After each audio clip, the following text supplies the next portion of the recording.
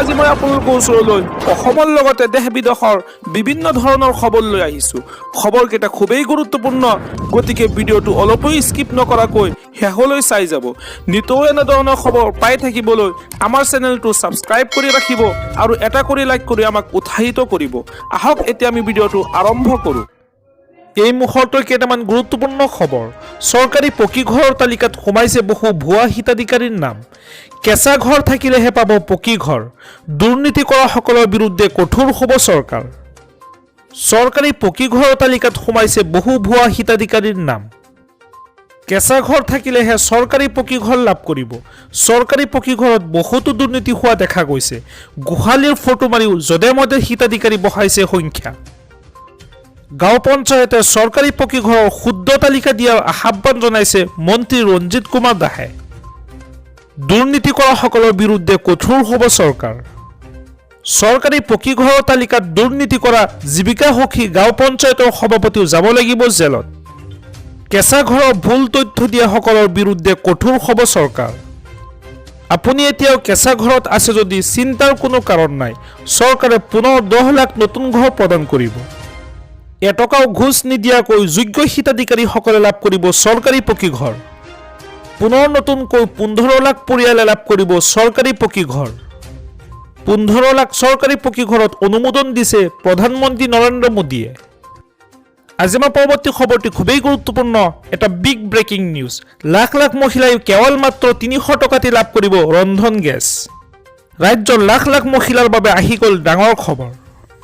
এটা মাত্ৰ কাম কৰিলে লাভ কৰিব ৰন্ধন গেছৰ চিলিণ্ডাৰ কেৱল মাত্ৰ 300 টকাতে।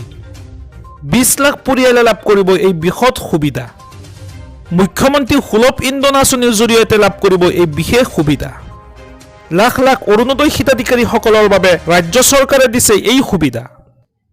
পূৰণ কৰক মুখ্যমন্ত্ৰীৰ সুলভ ইন্ধন আঁচনিৰ প্ৰপত্ৰ।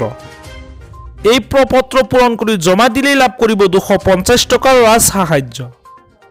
প্ৰতিটো ৰন্ধন গেছৰ চিলিণ্ডাৰত অৰুণোদয় হিতাধিকাৰী পৰিয়ালে লাভ কৰিব এই সুবিধা। ৰেচন কাৰ্ড থকা প্ৰতিটো পৰিয়ালে লাভ কৰিব এই সুবিধা।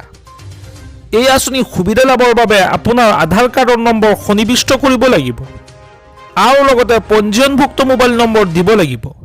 ইয়াৰ লগতে অৰুণোদয় হিতাধিকাৰীৰ নাম আৰু অৰুণোদয় আদি শুদ্ধভাৱে দিব লাগিব। এই সকলোবোৰ ঠিক থাকিলে প্ৰপত্ৰ পূৰণ কৰি দিলেই লাভ কৰিব 250 টকাৰ ৰাজ সাহায্য।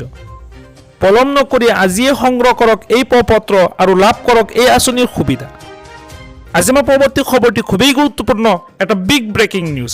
অসমত নতুনকৈ 15 লাখ পৰিয়ালে লাভ কৰিব চৰকাৰী পকী ঘৰ। আজিয়ে সাজু কৰক নথি পত্ৰ। কেঁচা ঘৰ থকা প্ৰতিটো পৰিয়ালে লাভ কৰিব চৰকাৰী পকী ঘৰ। হয় দৰ্শকসকল, প্ৰধানমন্ত্ৰী চৰকাৰী আৱাস যোজনাক লৈ আহি গ'ল ডাঙৰ খবৰ। দেশৰ প্ৰতিগৰাকী দৰিদ্ৰ হিতাধিকাৰীয়ে লাভ কৰিব চৰকাৰী PMAY ঘৰ। দেশত পুনৰ নতুনকৈ 15 লাখ পৰিয়ালে লাভ কৰিব চৰকাৰী পকী ঘৰ। কিয়নো ইতিমধ্যে 15 লাখ পকী চৰকাৰী ঘৰৰ অনুমোদন দিছে প্ৰধানমন্ত্ৰীয়ে। সমগ্ৰ দেশত 28 লাখ প্ৰধানমন্ত্ৰী আৱাস যোজনাৰ ঘৰ ইতিমধ্যে সম্পূৰ্ণ কৰা হৈছে। ৰেচন কাৰ্ড থকা প্ৰতিটো পৰিয়ালে লাভ কৰিব চৰকাৰী পকী ঘৰ। নতুনকৈ চৰকাৰী পকী ঘৰ পাবলৈ আজিয়ে সাজু কৰক আপোনাৰ নথি পত্ৰ। ময়ো আজি সদৰি কৈছোঁ যে অসমত থকা প্ৰতিজন যাৰ কেঁচা ঘৰ থকা ব্যক্তিসকলে আগন্তুক দিনত পকী ঘৰ তেওঁলোকে পাব। ইতিমধ্যে আমাৰ 28 লাখ ঘৰ আমাক আবণ্টন দিছিলে মাননীয় প্ৰধানমন্ত্ৰী নৰেন্দ্ৰ মোদী ডাঙৰীয়াৰ নেতৃত্বত। আৰু 28 লাখৰ ভিতৰত ইতিমধ্যে 22 লাখ আমাৰ সম্পূৰ্ণ হৈছে। বাকী আমাৰ 6 লাখৰ কাম নিৰ্মাণ কাৰ্য চলি আছে। অতি শীঘ্ৰে তেওঁলোকৰ এমাহ 2 মাহৰ ভিতৰতে কামবোৰ সম্পূৰ্ণ হ'বগৈ। ইয়াৰ মাজতে আমাৰ ভাল খবৰ যে আমাক নতুনকৈ অতি কমেও 10 লাখ ঘৰ প্ৰধানমন্ত্ৰী নৰেন্দ্ৰ মোদী ডাঙৰীয়াই আমাক নতুনকৈ আবণ্টন দিব, ভাৰত চৰকাৰে আবণ্টন দিব। গতিকে জীৱিকা সখীসমূহে যিসমূহ ছাৰ্ভে কৰিছে সেই ছাৰ্ভে কৰাসমূহ আগন্তুক দিনত গাঁও সভাত তাত পাৰিত কৰিব লাগিব। কাৰণ বহু ক্ষেত্ৰত দেখিছোঁ যে যি নাম আহিছে বহুত মানে সংগতি নথকাও নাম আহিছে।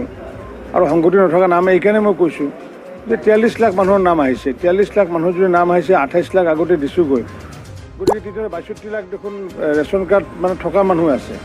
গতিকে তাৰমানে ৰেচন কাৰ্ড থকা মানুহৰ কাৰো ঘৰে নাই নেকি? তেনেকুৱাতো কথা হ'ব নোৱাৰে। গতিকে সেইবোৰ আমি গাঁও সভাত পাৰিত কৰিব লাগিব। আৰু গাঁও সভাত পাৰিত কৰাৰ ক্ষেত্ৰত পঞ্চায়তৰ সভাপতি আৰু পঞ্চায়তৰ সচিবে তাত স্বাক্ষৰ কৰিব লাগিব, যাতে ঘৰত থকা মানুহে যাতে পুনৰ যাতে ঘৰ নাপায় তাৰ কাৰণে আমি বিহিত ব্যৱস্থা কৰিছোঁ আৰু পৰ্যায়ক্ৰমে আমি আগন্তুক দিনত এইবাৰ নতুনকৈ 10 লাখ হয়তো ঘৰ আমি পোৱাৰ এটা সম্ভাৱনা এটা আছে। মাননীয় প্ৰধানমন্ত্ৰী ডাঙৰীয়াই ঘোষণা কৰিব। গতিকে আমি এটাই অংগীকাৰ কৰিছোঁ যে প্ৰতিগৰাকী গৃহহীন নাগৰিকক অসমত আমি আগন্তুক দিনত গৃহ দিয়াৰ কাৰণে ব্যৱস্থা কৰিছোঁ।